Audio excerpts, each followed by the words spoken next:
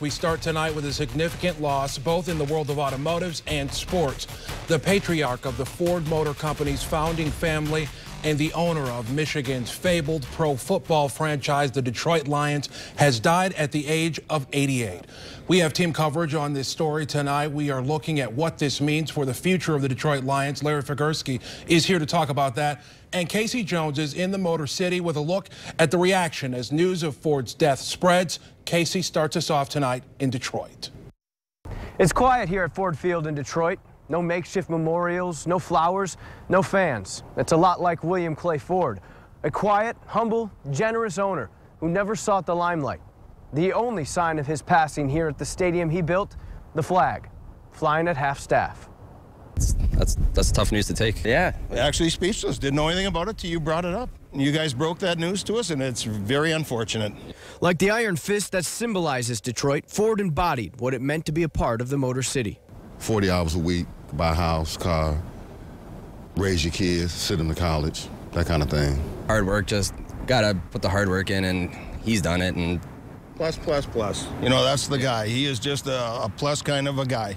The Lions team president, Tom Luan, released a statement that read in part, his leadership, integrity, kindness, humility, and good humor were matched only by his desire to bring a Super Bowl championship to the Lions and to our community. Each of us in the organization will continue to relentlessly pursue that goal in his honor. But it's that lack of winning that has some fans torn between his passing. To me, he was perceived as a person that really was committed to having a team, but he didn't have enough commitment for a championship, to build a championship here. With the Lions, you know, you have to put the blame on something, so I think sometimes he ended up being the scapegoat. Winning or not, from his work ethic to the auto industry to football, Ford put his own unique stamp on this town forever. Ford, that's the name that built this city. He was an icon in the city. It's a great loss for the Lions. I mean, they just cherished all the players. They worship the guy. The funeral ceremony for William Clay Ford will be a private event. The team also saying today that information on the succession of ownership will be released at a more appropriate time. In Detroit, Casey Jones, 24-Hour News 8.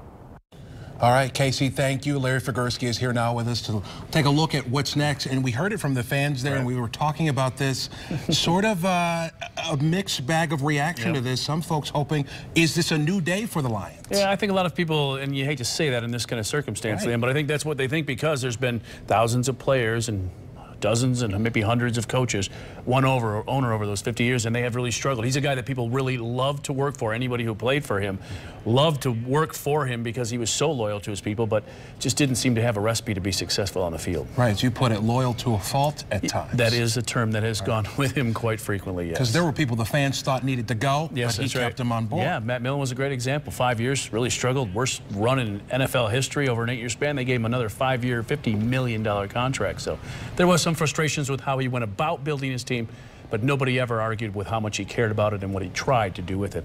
Unfortunately, he just did not succeed. All right, we'll see what's next. Larry Figurski, thank you for your insight. Now, while Ford's impact on the sports world may be what he's most well known for, he is also one of the people at the top of the big three automakers.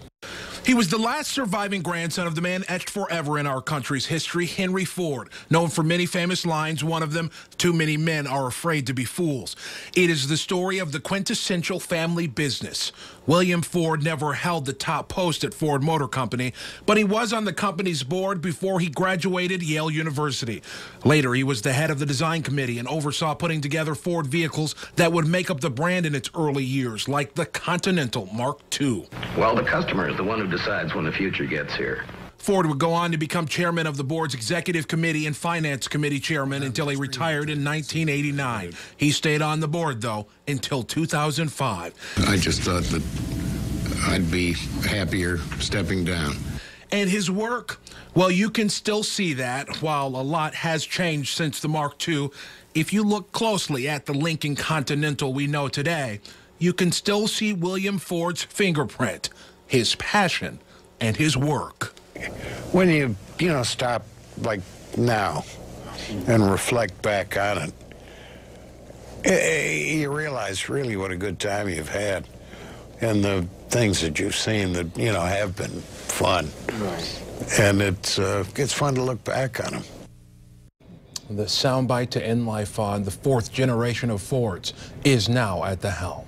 We will follow this story as it develops. As soon as we get more information about a memorial service for William Ford, we will pass that along to you first at woodtv.com and, of course, on later editions of 24 Hour News 8.